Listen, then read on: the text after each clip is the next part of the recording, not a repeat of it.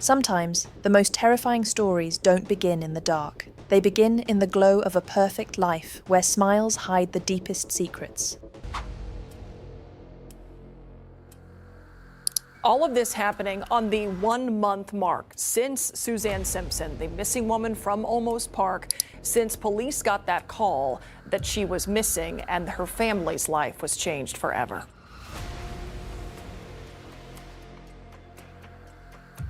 Suzanne Clark Simpson was 51 years old, a mother of 4, a top real estate agent in one of Texas's most exclusive neighborhoods, and a woman everyone seemed to love. She had the kind of life people dream of: a beautiful home in Olmos Park, elegant dinner parties, and a husband who everyone thought adored her. But on the night of October 6th, 2024, Suzanne vanished. No note, no call, no trace. Just silence. At first it seemed like maybe she'd gone to clear her head, but then whispers began to spread through the quiet streets of Olmos Park. A neighbor had heard a scream, another saw a shadow running into the woods, and soon detectives would uncover something far more disturbing: a web of lies, deceit, and evidence so dark it would tear a family apart. This wasn't a random disappearance. It was the unraveling of a secret that had been quietly waiting to explode.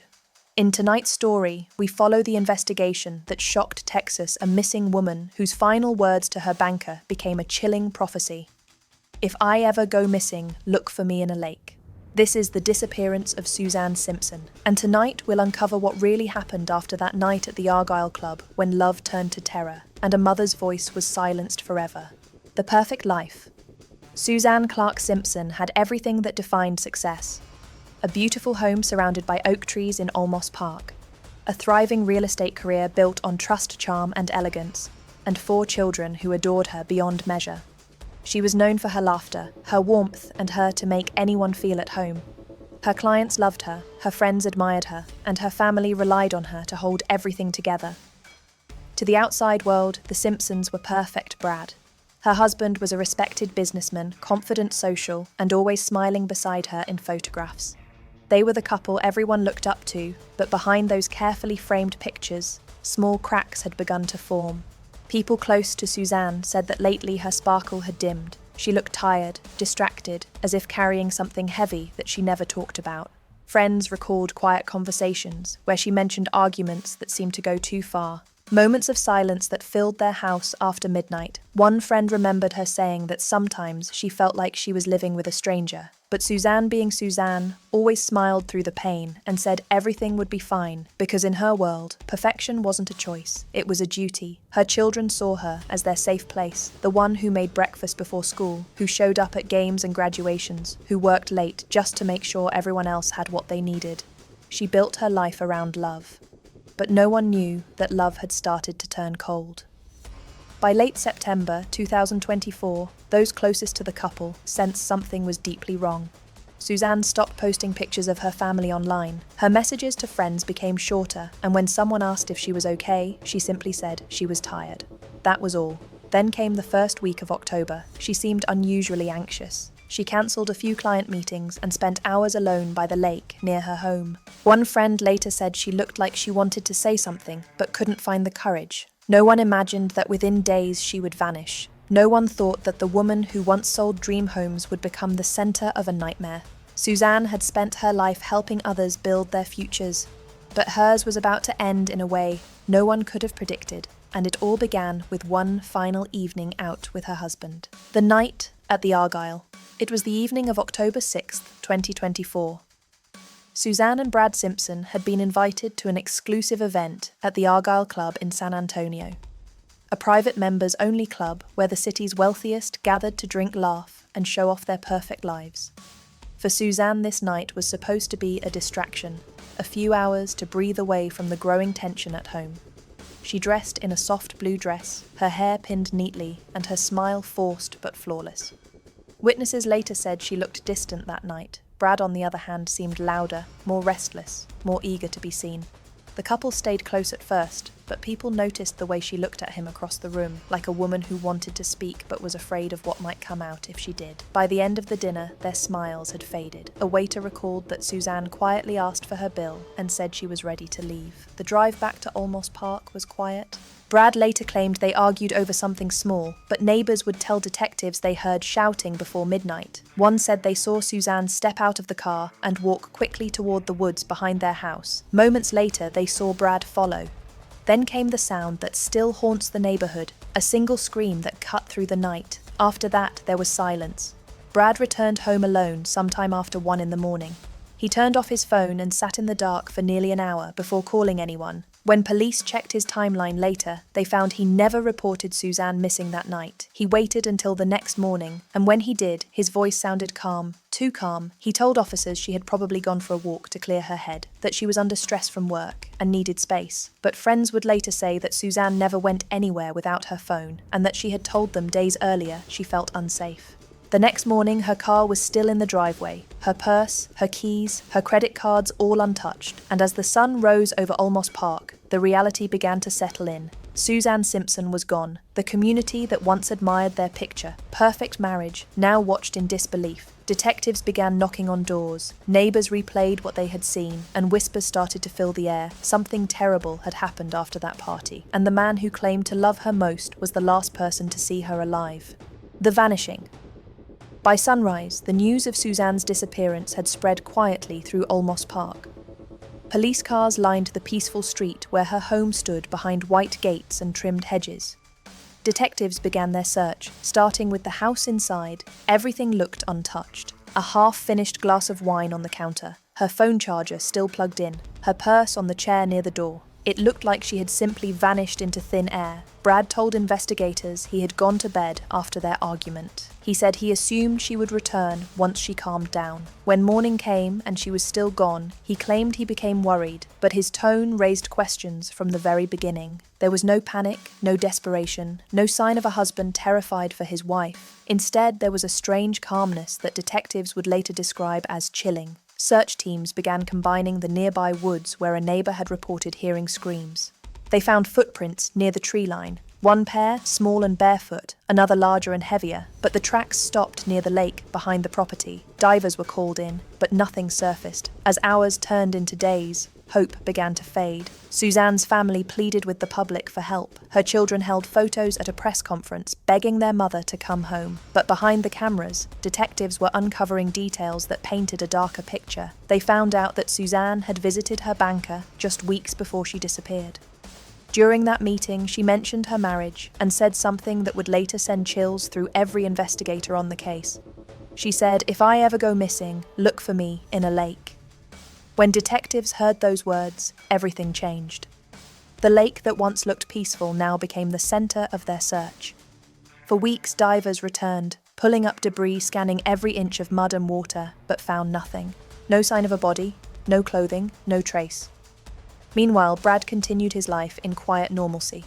He attended business meetings, went out for coffee, and acted as though nothing had happened. When police asked if he would take a polygraph test, he refused. He said he had nothing to hide, but didn't trust the process. Detectives began to sense that Suzanne's disappearance was no accident. They believed something had happened that night after the party. Something deliberate, something violent. But without a body, their hands were tied. As days turned into weeks, the perfect image of the Simpson family began to collapse. Behind closed doors, friends whispered about Brad's temper, about arguments they had heard, about strange bruises Suzanne once tried to hide. And now those stories suddenly felt like pieces of a puzzle no one wanted to believe was real. Suzanne Simpson was missing, and the truth about what happened to her was buried somewhere between love and betrayal. The husband's secret moves. As the days passed, Brad Simpson's behaviour became harder to ignore. He spoke little about his missing wife, and when he did, his words felt rehearsed. Police noticed how controlled his answers were. Every sentence measured, every emotion absent. Detectives began digging into his movements after the night Suzanne disappeared. They traced his phone records, his credit card receipts, and security footage from stores around San Antonio. What they found told a story Brad had not shared. The morning after Suzanne vanished, he drove to a Home Depot on Loop 410. There, he purchased heavy-duty trash bags, a large plastic bin, cement, and bottles of industrial cleaner. He paid in cash and left quickly. Later that same day, cameras caught his truck heading toward a rural area west of the city. It was the kind of route no one takes unless they know exactly where they are going. Neighbors also noticed something strange. Brad moved one of his family vehicles from the driveway in the middle of the night. When police searched that car, days later, they found traces of bleach and what appeared to be faint streaks of red near the trunk. Forensic teams collected samples and sent them to the lab. Weeks later, results confirmed that the DNA matched Suzanne. Still, Brad maintained his innocence. He told investigators the stains were from old work equipment. He said the cleaning supplies were for a home project. But detectives were no longer convinced. During one search, police also discovered a reciprocating saw in his garage. Its blade had been scrubbed clean, yet under the microscope small particles remained. Those particles were blood and tissue tests, confirmed they belonged to Suzanne Simpson. When confronted, Brad showed no emotion. He denied everything, said he had no idea how that could be possible. But his calmness only deepened the suspicion.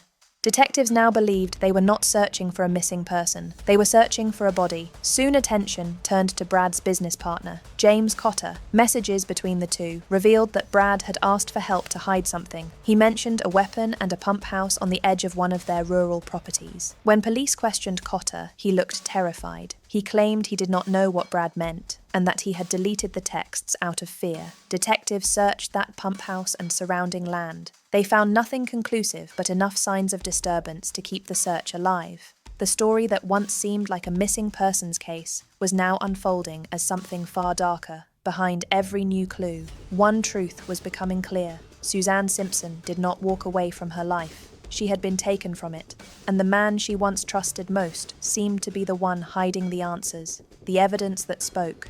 By late November, investigators had built a timeline that left little room for doubt.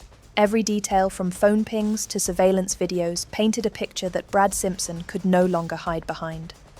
On the night Suzanne vanished, Brad's phone disconnected for 4 crucial hours. During that same window, cameras near Olmos Park recorded his truck driving toward a remote lake in Medina County. It was the same lake Suzanne had mentioned months earlier in her haunting message to her banker, "If I ever go missing, look for me in a lake." Search teams began scouring the area. Divers worked for days through cold, muddy water. They found no body, but they did find a large tarp weighed down with cinder blocks and stained with blood. DNA confirmed it belonged to Suzanne. When investigators searched the Simpson home again, they found more signs of violence. Small traces of blood under the carpet near the kitchen doorway, a broken earring in the corner, and a single strand of Suzanne's hair caught inside a door hinge. It wasn't enough to prove murder in court, but it was enough to tell a story that no longer needed words. Detectives also recovered messages Suzanne had sent to her closest friend just days before she disappeared. She wrote that she felt unsafe, that Brad had become controlling, that she was planning to separate once her youngest son left for college. Those texts would later become some of the most powerful pieces of evidence. Meanwhile, Brad tried to hold on to his image. He continued posting on social media about work and normal life. He attended community events, smiling for photos, while detectives followed quietly behind him, but the facade was slipping. When police seized his laptop, they uncovered deleted searches. How long does DNA last in water? Can police track deleted text messages? And how to make someone disappear without a trace? Each search became a nail in the coffin of his defense.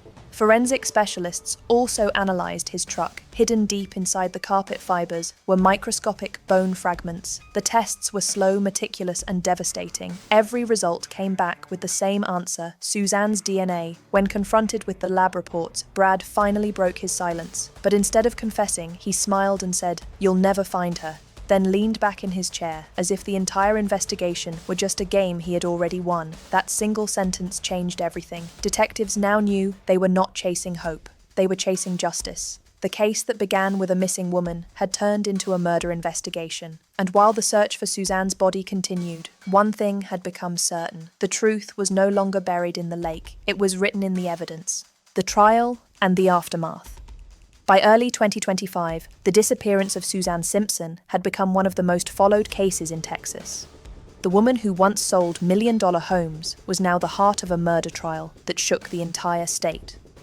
Brad Simpson was arrested in February and charged with first-degree murder, tampering with evidence and obstruction of justice. He appeared in court in a dark suit, his expression as blank as ever. Across the aisle sat Suzanne's children. The oldest, her daughter Emily, refused to look at him. Her youngest son broke down when the prosecutor played the 911 call from the night Suzanne vanished. The courtroom was silent as detectives laid out the evidence: the Home Depot purchases, the tarp and cinder blocks, the blood traces in the car, the digital searches. Every piece fit together like a grim puzzle, one built on fear, betrayal, and silence. The defense tried to claim there was no body, no weapon, and therefore no proof of death. They painted Brad as a grieving husband, misunderstood by investigators. They argued that the evidence was circumstantial, but the jury saw something else. They saw a man who had lied from the start, a man whose every action screamed guilt. Then came the moment that broke everyone. The banker who had received Suzanne's chilling message took the stand. Her voice trembled as she read the note. "If I ever go missing, look for me in a lake." The room went quiet. Even Brad looked down for the first time since the trial began. The prosecution ended with a simple statement: sometimes the body is missing because the killer made sure of it, but the truth still speaks through what's left behind. After 3 weeks of testimony, the jury deliberated for less than 2 hours. Their verdict was unanimous: guilty on all counts. When the judge read the sentence, life in prison without the possibility of parole, Brad showed no reaction, no apology. No tears, just the same blank stare that had followed him since the night Suzanne disappeared. Outside the courthouse, Suzanne's family spoke to the media. Her daughter said they still hoped to bring her mother home, that no verdict could heal the wound, but at least justice had a name now. The search for Suzanne's body continues. Volunteers, divers, and locals still gather at the lake on weekends. They light candles on the shore, whispering prayers for the woman who once brought light to everyone around her. In Olmos Park, her home stands quiet. The garden she loved remains untouched, the for sale sign still in the yard. Neighbours say at night you can still see the porch light flicker on, as if Suzanne is still waiting to be found. This case reminds us that evil doesn't always hide in the shadows. Sometimes it wears a smile, lives next door, and shares your dinner table. The story of Suzanne Simpson is not just about one woman's tragedy. It's about the hidden darkness that can grow behind the walls of a perfect life, and how even in silence the truth always finds its way to the surface. Sometimes the scariest part of a story isn't the crime itself, it's how easily it could happen to anyone. Suzanne Simpson was loved, respected, and trusted. She lived a life that seemed picture perfect, but behind that perfection, a storm was waiting to break. In the end, her words became her legacy. "If I ever go missing, look for me in a lake." It was a warning she hoped would never come true, and yet it became the key to her truth. For those who knew Suzanne, her laughter, her kindness, and her strength still echo through the community she built. For those of us who tell her story, we're reminded that appearances can be deceiving, and that sometimes the monsters don't come from the dark, they live right beside us. This is more than a story about loss. It's a reminder to listen to the quiet voices, the uneasy signs, the moments that feel wrong but are easier to ignore, because in those moments lies the difference between silence and survival. I'm Nora, and this was Dark Justice. Until next time, stay safe, stay aware, and never stop seeking the truth.